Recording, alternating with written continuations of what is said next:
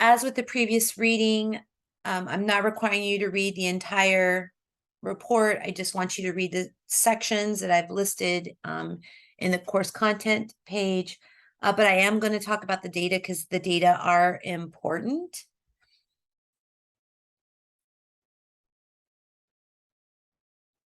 So before we start, though, I did want to just recap functionalism and conflict theory quickly.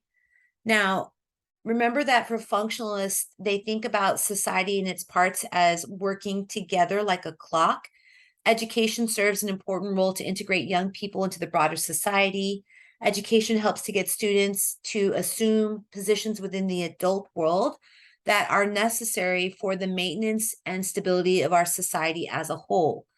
All social institutions are complementary in that each supports the other. Education thus prepares young people to assume adult roles and responsibilities in institutions like our polity and our economy, and that ensures that our society is going to persist. And so for them, everything functions, everything serves a purpose, and the purpose is, and the emphasis is on seeing these things and understanding how they help the society as a whole. Conflict theorists, they do acknowledge the integrative allocative functions, but conflict theorists focus on the conflict and the segmentation that also exist and that is a part of any social organization. They also ask two really important questions. Who benefits from the social organization of our society and our social institutions?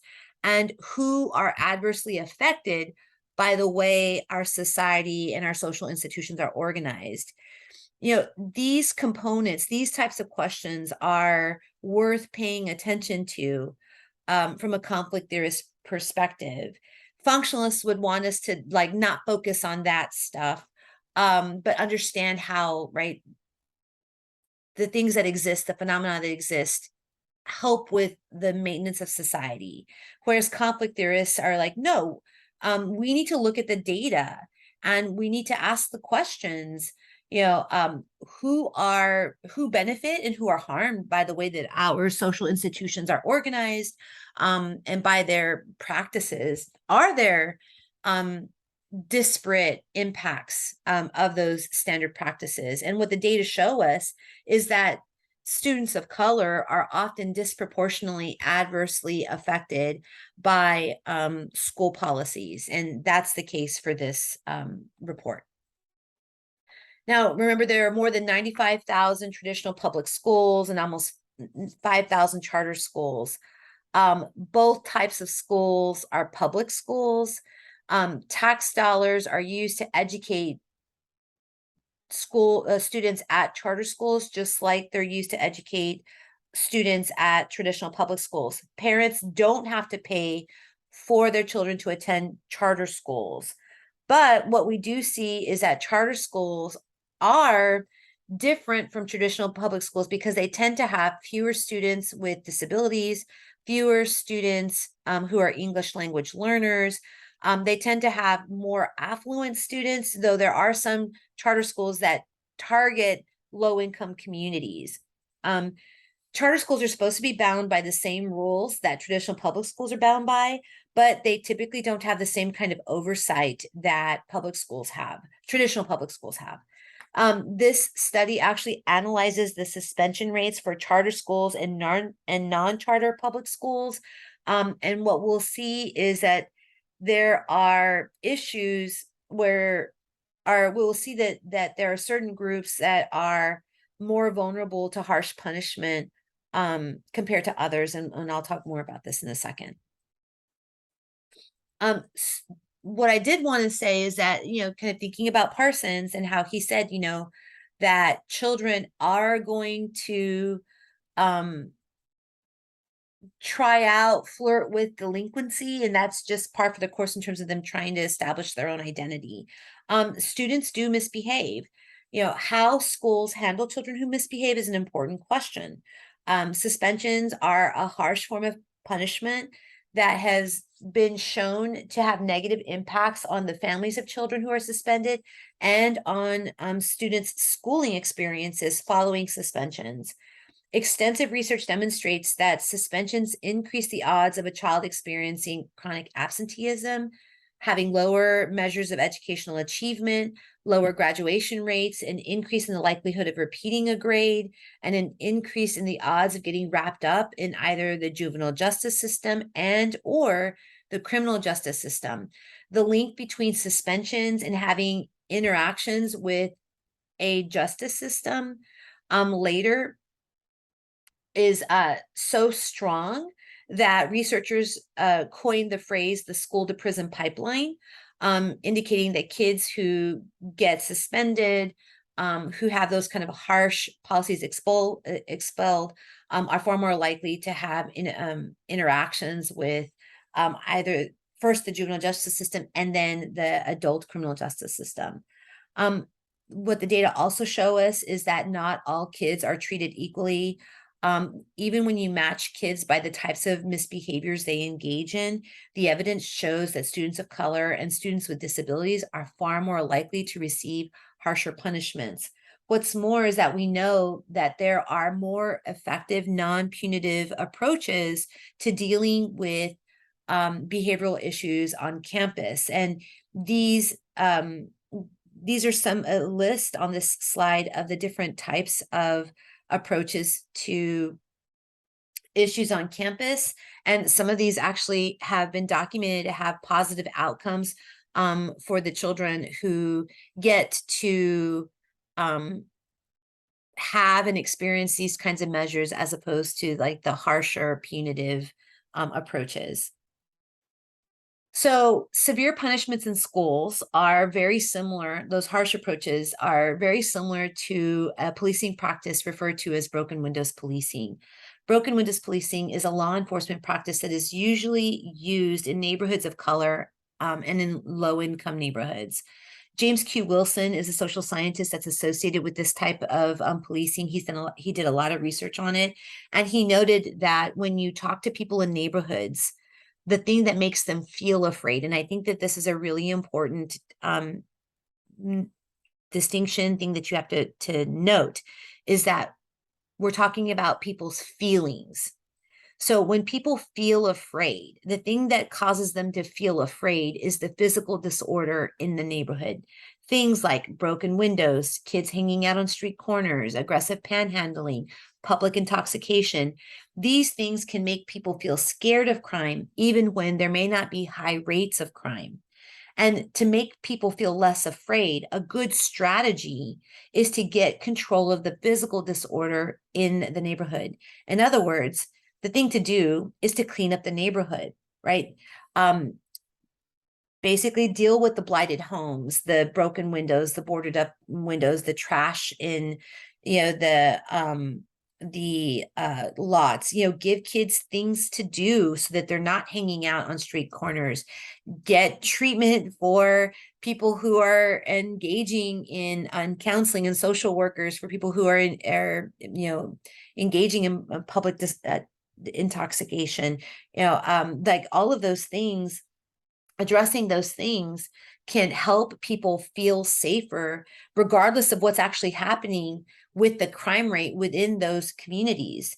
The issue with this policing, though, is that oftentimes what happens is we don't spend money on programs that could deal with addiction or with kids not having things to do.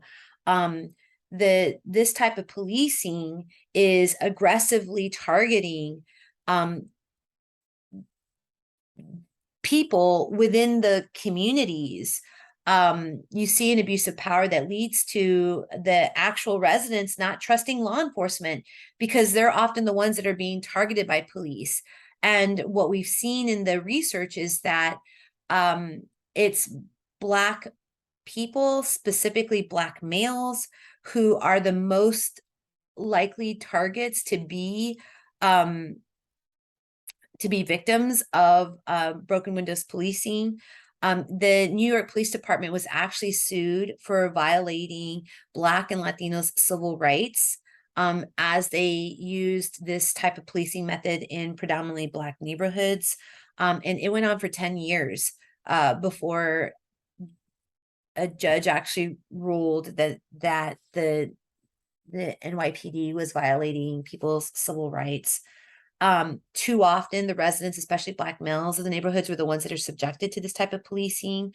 And this type of, I'm bringing up this type of policing because, right, it has very real consequences in getting people wrapped up in having to use time, energy, and resources, and not to mention to be on the defensive in their communities because the police are watching them.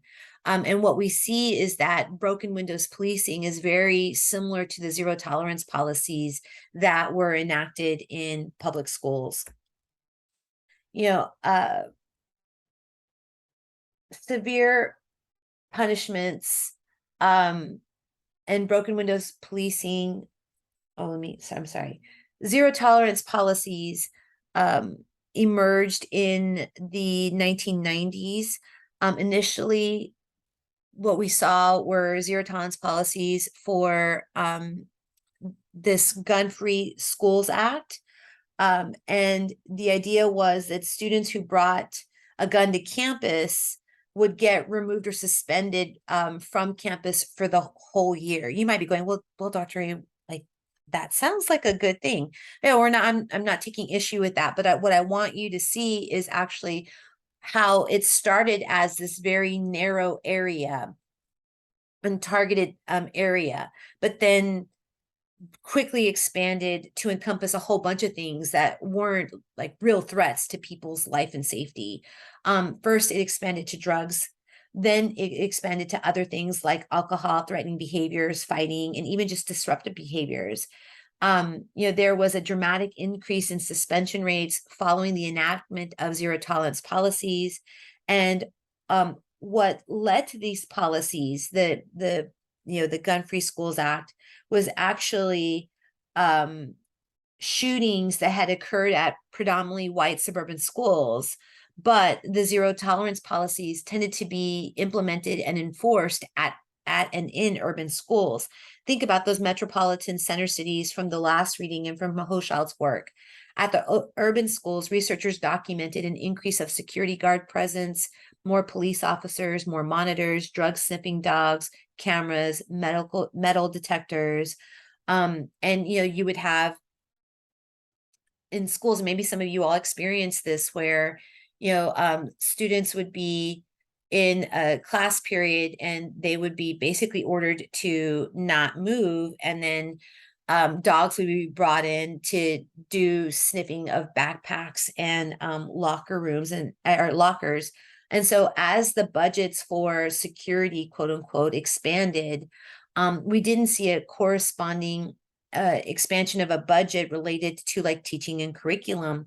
In fact, the zero tolerance policies have been associated with a decline in campus climate and student engagement, where students feel less welcomed, or students who have zero tolerance policies at their school feel less welcome, have less of attachment to the school, but also you see the problems that I had talked about earlier in this lecture.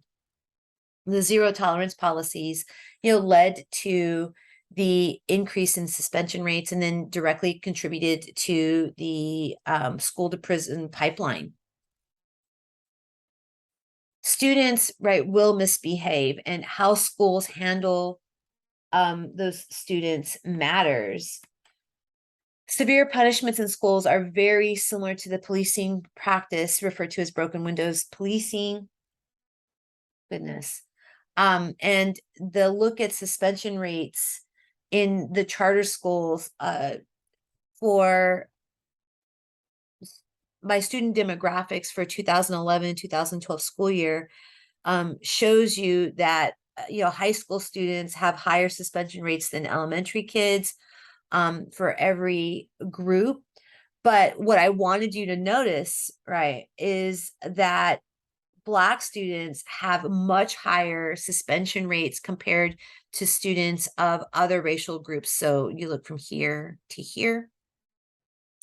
Black students at the elementary school level have a suspension rate of almost 9% compared to, if you look at non-Hispanic whites, it's only 2.1%. For Asians, it's only 1.2%.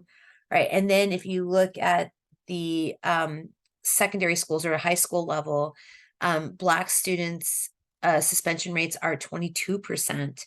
And again, if you look at the white student suspension rates, only 5.6%. So I mean, this is really huge disparities in suspension rates at these charter schools. But it's not just Black students. If you look at students with disabilities, which typically, right, are harder to teach, or not harder to teach, but they require individual education plans, accommodations to help meet the students where they're at regarding their disabilities. So they increase the teacher workload, because you can't just do the universal education and standardized teaching. You have to be attentive to the different ways and the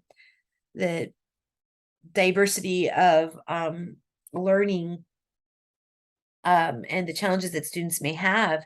And so the students with disabilities, I mean, their suspension rates are very similar to the Black students at these charter schools. Now, it's not just charter schools, though. Here you see that at charter schools, you tend to have higher suspension rates than the traditional public schools, but they're still being suspended. The next table, this is just a list, but I wanted just to show you, I wanted you to see what's going on at these schools. You have some charter schools that have really high suspension rates. Again, remember that the oversight at the charter schools tends not to be as thorough as the oversight of traditional public schools. And so you've got the highest suspending charter schools in the nation during this time period for the different racial groups. And what I've done is I just screenshotted for the Black, Latino, and white. And what I wanted you to notice was the disparity in the highest suspension rates. So for Black students, the suspension rates were above 70%. For Hispanic students, the ranges were from 76%, to 49%. But for white students, the highest suspending schools only had a suspension rate of 40 to 32%. Now that's still extremely high, and I mean, I would argue not acceptable, but the disparities across the races are pretty striking. Black students are much more vulnerable to being kicked out of school, which again, if you think about the earlier slide that I posted, it has huge consequences for their education and their ability to matriculate, the odds of them matriculating to the higher achievement areas. Here we see the schools with the largest gaps in suspension rates between students with disabilities compared to those without. Again, you see that at these schools, students with disabilities are far more vulnerable to being kicked out of school than students without disabilities, right? So educators and staff have less tolerance for student misbehavior, but it also, you can't lose sight of the fact that these students also require, right, more effort in terms of tailoring lessons so that they can learn the material. But look at the Lake Swales versus Florida. There's a 33 percentage point gap in the suspension rates for students with disabilities compared to those without. Look at the National Academy of Flint, Michigan, 49% of students getting suspended compared to only 17% of those without disabilities, right? That's a 32 percentage point difference, right? So students with learning disabilities are vulnerable to being targeted and punished more severely than their counterparts who don't have learning disabilities. Now, this slide shows us that the higher the percentage of Black students at charter schools, the higher the suspension rates tend to be. Among the 20 highest suspending charter schools in this report, 14 of them had a Black student population that was 52% or more. For schools with 80% or more Black enrollment, the suspension rates were 25%, which is considered a high suspension rate. In schools with 55% white enrollment or more, the suspension rate was only 13%. So historically, going to Black schools meant students would have poor quality resources. And in more recent history, intensely segregated schools for students of color also meant intensely poor schools. And this report also shows that these types of schools that are majority minority will treat their students more punitively than schools that are majority white, which again has long-term consequences for these children's schooling. The readings combined suggest that students at these types of schools will be more vulnerable to being treated harshly when they're already living in harsh environments. And those nested inequalities have a huge impact on students of color who have no control over, what families they're born into and what environments they're being raised in. And the data show that like those negative impacts on their educational attainment are not just for the year that they've been suspended.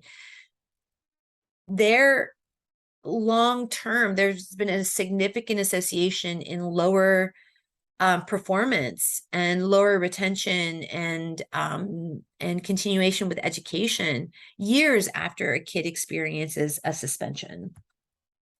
Now, not all charter schools are alike. There are some charter schools that are low suspending charter schools where, they make it a practice to try not to suspend children. But you're more likely to find low suspending charter schools at the elementary school level than you are at the secondary school level. And still, though, 1 out of every 5 elementary charter schools is a high suspending charter school compared to 1 out of every 4 secondary charters or high school charters. Figure 4 here is a comparison of the average suspension rates for traditional elementary schools and charter schools. So again, I want you to not just think, oh my gosh, this is terrible what charter schools are doing. Yes, their rates can tend to be higher, but what you should also notice though is that those suspension rates are very similar for charter and non-charter public schools. This is at the elementary school level, and then this is at the secondary school level or at the high school level. Again, we see those huge disparities of students with disabilities and Black students being targeted for suspension at higher rates than really everybody else. Right. And I would imagine that a student would like to not have a learning disability, right? When it comes to their educational experiences. So, these things, being Black and having a learning disability aren't things that people can choose, but those characteristics they have make them more vulnerable to harsh punishment. So, after years, I mean, when these suspension policies were put in place, these zero tolerance policies were put in place, you could see these huge increases in suspension rates, and researchers, started looking at this and what were the repercussions of a student getting suspended. And they were able to robustly document that there were adverse impacts of achievement. And so advocates and educators worked really hard to share that knowledge with schools and to try to encourage schools to not rely on zero tolerance policies. And so since 2012, we've been seeing more, we have seen more schools trying to implement alternatives to those harsh policies. And, it's a result of the increased awareness. And then in 2016, we had the passage of the Every Student Succeeds Act, which was designed to help inform parents about the schools that their kids were attending. This act required that there would be a report card that would report how students were performing in reading, math, and science, but would also provide data on graduation rates, suspension rates, absenteeism, suspensions, teacher qualifications, and other data. And, I think that that's good to help inform parents, but it also doesn't, providing that information doesn't actually address the issues that are existing in our schools. And it really harkens back to Lipsis's work around when families or poor families were arguing that the way that schools were budgeting or were being financed had a disparate impact for poor students, right? The Supreme Court decision in that case said, look, you can live wherever you want to live. You just need to do your research. But it ignores the fact that people with different income levels don't have the same kind of choices, right? With lower incomes, don't have the same kind of choices that affluent people have. And having access to this information that the Every Student Succeed Act provides doesn't mean that parents who have access to that information are going to be able to move into school districts and school boundaries where the performances and the quality of the educational context are different. That just purchasing power limits that ability. And so we're ignoring the structure of how our social organization of society actually contributes to and creates the disparate impacts. Now, the other thing I wanted to mention was that in 2020 with COVID, we had the shutdown of public schools. And when that happened, we actually had students just kind of disappear. One, in part because we didn't have the infrastructure in place to allow students to be able to do remote online learning. But also, different workers had different capacities to be able to stay home and monitor their children's learning. And so I don't know what the consequences of that are going to be. What I do know is that schools tried to take measures to keep students engaged with school, but really didn't provide and didn't have the capacity to provide students with the resources and the accommodations they needed so that they could continue their education, right? The context within which children are living their lives matters. The other thing that I wanted to talk about was the 2022 SCOTUS ruling just this past year that allowed for public dollars to go to religious schools. So when the Supreme Court allowed public dollars to go towards charter schools, the spending per pupil at traditional public schools actually declined in those communities where charter schools were opened.